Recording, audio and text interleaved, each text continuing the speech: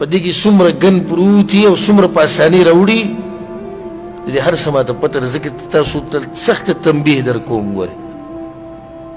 چې کور کې زنانه لکه د غټ موبایل اغستی وي نو وخت په وخت ګوره موبایل ګوره که کور کې د زوی سره د موبایل وي کله نه کله ورته اواز کولی څه دي دې کې اچانک څنګه اچانک دا ته ورته مازدیګر ووایي شپې به جوال ګورم ګوره شپې له ما صفا کړی اچانک لکه خو راشه دا موبایل وباسي دی خو څه دي او اچانک دې کې څه دي یا کولاو که ماته دا کوډونه به دې څه شي ته لګوري کوډ سره لګوي ستا د کوډ سره څه کار دی ته سره کوډ لګوي په کور کې دننه ښځې ته ووایه ته ولې کوډ لګوي په کور کې دننه او پلانې تا ولې کوډ لګولی په کور کې کوډ ته څه ضرورت دی تا لګولی څه ضرورت دی چې ستا په دې کې خاص ملفات دي ښه صفا خبره کوه دی موبایلو تبعی کړی تبعی عزتمن مسلمانان او پښتانه په شرمونو شرمولی دي ګورئ ما ته یو کس ټلیفون کړی او بعض واقعي زما په دې خوله نه راځي خو ذکر یې کوم لکه دغه دوه چې مې ذکر کړ یو دا یو کس راته ټلیفون کړی وی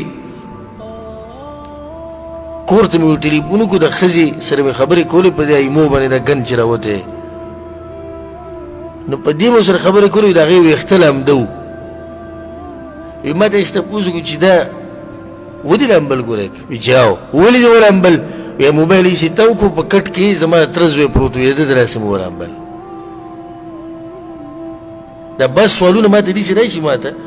چې په هغه ورځ زما معده د هغې سره خرابه شي حیران شم چې اوس زه دله جواب څه ورکړمه د ده به څه سوچ وي اوس د ده ژوند به څنګه تېرېږي اوس بلکل ورته حیران شم چې یو ښځه موبایل داسې راوګرځوي وي د ده د لاسه هغه په کټ کې پروت وي دا هم د موبایلو برکت دی څه برکت دی موبایلو دی دا رابطې ټولې په دې موبایلو جوړېږي لور دې په کور کې دا غټ موبایل ته د سره ضرورت نشتی شتي ضرورت جنۍ ته چا ویلي ته غټ موبایل ګرځوه ټلیفون نه کوي جی ټلیفون نه کوي د مور سره موبایل شته ټلیفون کوي د نیکه سره کور کې موبایل شته د نیا سره شته هغه ټلیفون کوي کنه بعض وی دوی جی سبق وي په سبق ته د بعض مسلې راځي د هغې د حل کولو لپاره مو راغستې دي کله چې مسله حل کوي ټوله د خپل موبایل ورکوه کنه ستا په مخ کې دې حل کوي څه ضرورت دی چې د جنۍ سره جدا موبایل پروت دی او پای کې جدا سیم دی څه ضرورت دی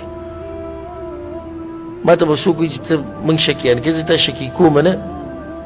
زه تا ته دا وایم چې احتیاط کوه څه کوه احتیاط کوه زما خو خپل ځاني دا سوچ دی چې اوس زما لوري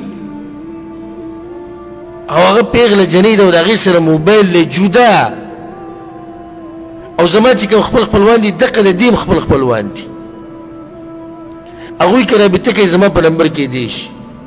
د مور په نمبر یې کېدی شي د رور په نمبر یې کېدی شي اخر دې جنۍ سره دا موبایل څه کوي دلته درسونه اوري بیانونه اوري په دغه وړي کې موبایل کې میموري کارډ لګي لګي که نه لګي لګي پکې نن سبا خو الحمدلله هغه امپیتریانې راوتي دی غټې غټې ولګوه پکې درېیم کور ته موازي څه ضرورت دی چې غټ موبایل یې ایښودی په دې کې ډېر احتیاط پکار دی چې د بچو سره څه دي په دې موبایل کې دننه دوی څه ګوري دوی ولې دوه ناستې جدا په کمره کې څه ګوري دوی چې جدا ناستې څه کوي زه یو ورځ د کور نه راووتم مانځه ته راتلم یو 15 شپږ ماشومانان عربیان راجمع شوي د ګاډي په خوا کې موبایل یې راغستی و نو زه بیسې راتېر شوم نو एकदम پې داسې ورغلم چې ورغلمه والله بالله ثم تالله لغړ فلم پکې سټارټ و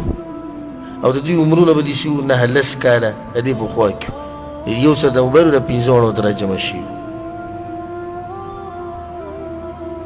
ما سوچ کو چې لکه د دوی غریبانانو هغه مور پلار هم لګیا دي وایي زموږ بچي و تربیت کېږي او هغوی داسې دي هغه دغه دلته بار دا چل کوي نو بغیر ضرورته موبایل په کور کې مه ورکوئ دې موبایلو ټوله تباهي وکړه